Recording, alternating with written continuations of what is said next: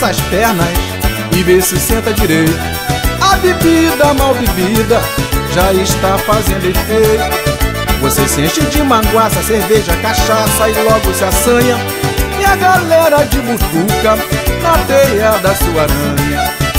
Menina, fecha essas pernas e vê se senta direito. A bebida mal bebida já está fazendo efeito. Você se enche de manguaça, cerveja, cachaça e logo se assanha.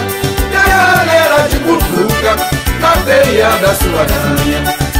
O bar do Chico Medonho não tinha nenhum movimento. Hoje só vive lotado e a turma não sai lá de dentro. É um tal de empurra-empurra, tumulto entre a galera, pra ver a menina manguaça abrindo suas lindas pernas. Oi, menina, fecha essas pernas e vê se senta direito. A bebida mal bebida já está fazendo efeito. Você se enche de manguaça, cerveja, cachaça e logo se assanha. E a galera de butuca na teia da sua aranha. Menina, fecha essas pernas e vê se senta direito. A bebida mal bebida já está fazendo efeito. Você se enche de manguaça, cerveja, cachaça e logo se assanha.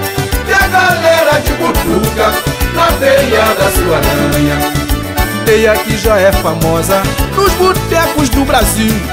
Busque na internet, pra você que nunca viu. Acesse www.teiadearanha.com. Você vai ver a Manguacete mostrando tudo que ela tem de bom. Oi, menina, fecha essas pernas e vê se senta direito. A bebida mal bebida já está fazendo efeito. Você enche de manguaça sua carcaça e logo se assanha. Já está na internet a teia da sua aranha. Menina, fecha essas pernas e vê se senta direito. A bebida mal bebida já está fazendo efeito. Você se enche de manguaça, cerveja, cachaça e logo se assanha. E a galera de butuca na teia da sua aranha. O bar do Chico Medonho não tinha nenhum movimento. Hoje só vive lotado e a turma não sai lá de dentro.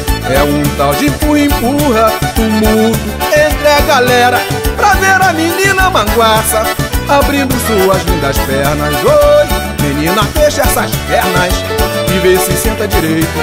A bebida mal bebida já está fazendo efeito. Você se enche de manguaça, cerveja, cachaça e logo se assanha. E a galera de butuca na teia da sua aranha.